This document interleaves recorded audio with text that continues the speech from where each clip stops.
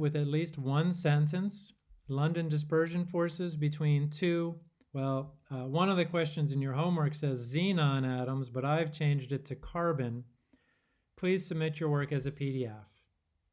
Now, this process I'm about to draw for you and write a sentence about is almost exactly like it is in the lecture outline, but it's useful for me to have you actually write it down, at least for, I think we do helium or neon in the lecture outline. So we'll do carbon here.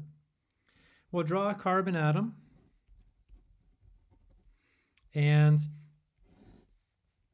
there's lots of ways to do it, but I'm going to draw it with n equals 1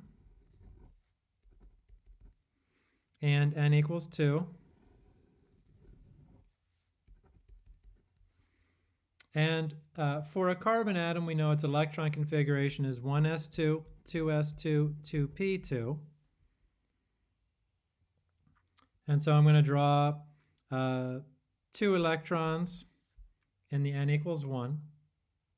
And again, just keep in mind, this is a very schematic picture, but I am hopeful that it will give you an idea about how intermolecular forces work. And then there are 4 electrons in the n equals 2. And all I'm going to do is I'm going to draw 3 of them on one side. I'm not even drawing the S's and the P's. You can and still do this, but I think it's simpler if you just draw them as n equals 1 and n equals 2. And the idea here is that for an instant, or for 1 over 10 to the 15th seconds,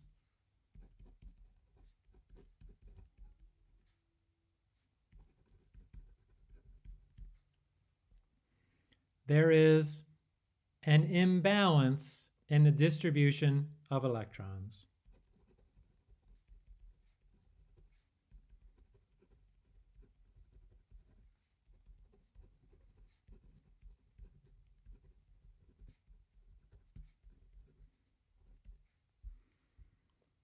And that imbalance is represented by the fact that there are 4 electrons on the left-hand side and 2 electrons on the right-hand side of the atom. And it just so happens that this, is, again, I know we think of electrons as probabilities, but even those probabilities can have a slight imbalance. And now I'm going to change colors and say, creating an instantaneous dipole.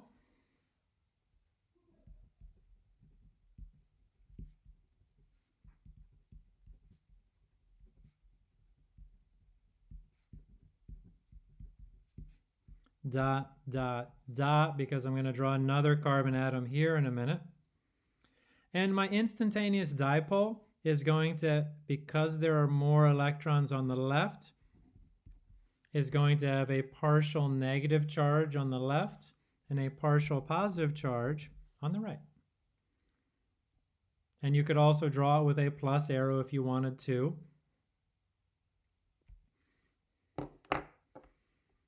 And then over here we have another carbon atom.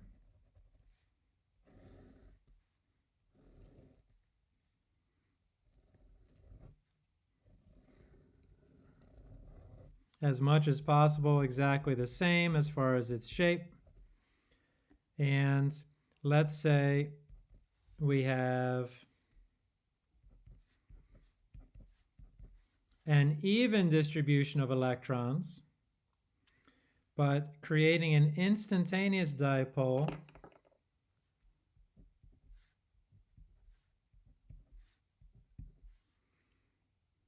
and let's move one of those over here, that dot, dot, dot induces a dipole, and that's what it's doing. So these electrons are attracted to the partial plus, inducing a dipole.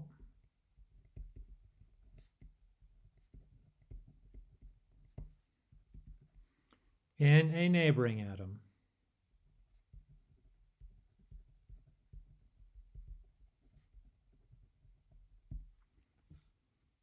And so this induced dipole we'll have a partial negative because the electrons are moving over here, and a partial positive on the other side.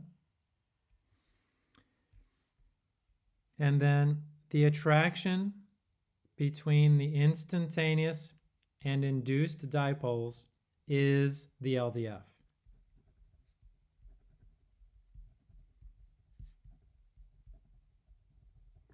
The attraction between the instantaneous and the induced dipoles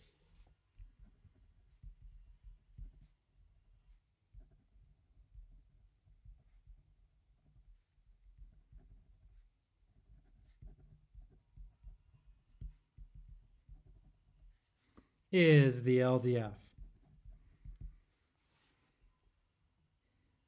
Any questions about that?